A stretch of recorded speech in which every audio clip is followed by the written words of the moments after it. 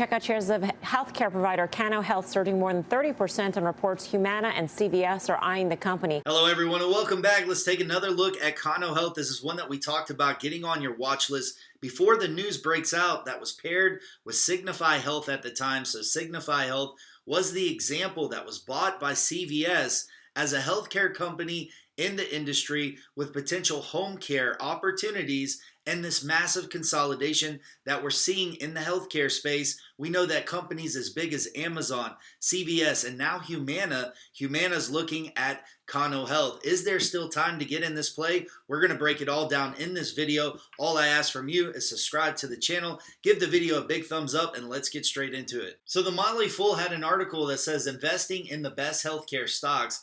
Everybody needs healthcare or will at some point. And when there's something that everyone needs, there's a huge opportunity for investors. About $8.3 trillion is spent on healthcare globally, almost half. Roughly $3.8 trillion is spent in the US alone. And most certainly, there's a chance that that will be much larger by the end of the decade. Now, with this interest rate environment and with the Fed coming out extremely hawkish and saying that these interest rates are only going to get larger in the future until he reverses course on that tone or we see interest rates come down, there is going to be a lot of pressure on equity. So in this market environment, in my opinion, it's very important that you take advantage of things like this because there is going to be a lot of pressure on equities. So when looking at an investment or a trade, I'm looking at the company's fundamentals and any potential future catalysts. I want to understand why the stock price has come down as far as it is. I want to see where it's got support, and I want to understand the potential for upside. So if the company's performing well, then why should they sell? Why are activist investors so strongly adamant in their letters to sell the company? You can see that the member growth here from 2019 to 2022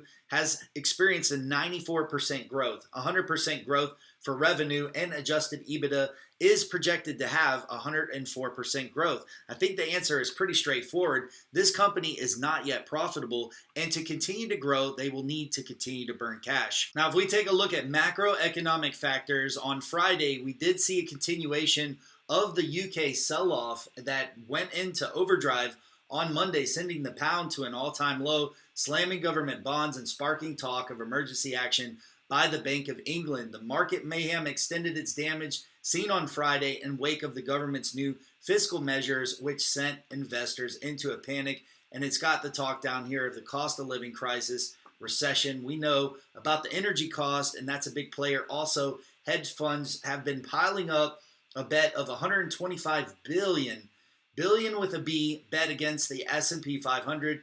Big summer rally. So we've got bears out and they're winning. We've got the Dow, the NASDAQ, and S&P 500 pulling back from the market. But where is the market opportunity? That's what you always need to be on the lookout for, and make sure you mitigate your risk and you're greedy with your money. Now, I talked about this back about a month ago. Here's the video if you'd like to check that out. Now, this is very interesting to me that CVS just got finished buying Signify Health and they joined the bidding war for Cano Health, meaning they've got more allocated spend in this healthcare sector. We know that Amazon also threw their name in the hat for Signify Health, did not win that one, and we've got Humana that already has ties to Cano Health. A deal could be struck as soon as this week. So all of these headlines here for CVS Health wins the bidding war, and the verbiage that's being used as far as war, just knowing that there's such a demand for some of these stocks out there in the healthcare industry. So you could decide to do nothing. You could decide to take no action on Cano Health because it's too elevated,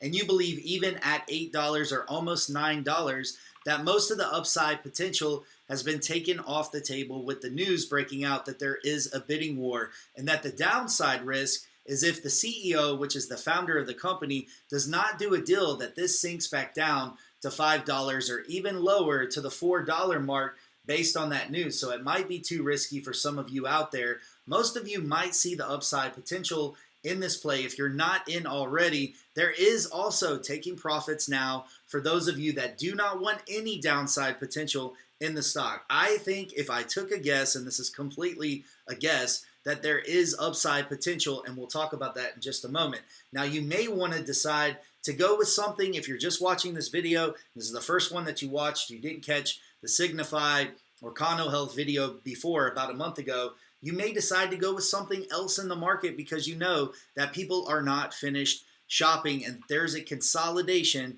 in the healthcare segment. So you might look at your top 5 volume trades here by filtering in FinViz, and this isn't the only medical care. You might look at Teladoc, for example. That's another good one that's out there that could potentially become acquired. Now, we do want to take a look at Owl Creek Asset Management because they did do a pretty intuitive letter, and I talked about this in my last video. 3.745% class equity stake, and down here it does say approximately a $14 upside like I talked about previously. Now, they're not the only ones that are calling for a sell. The hedge fund Third Point LLC, which has a 6.4% equity stake in Cano, has also been pushing for a sell of this company, and it's because their stock price has been tumbling and they just want to see upside and be able to give back to the people that are trusting them with their money. And these are volatile times. People are pulling out equities in the market.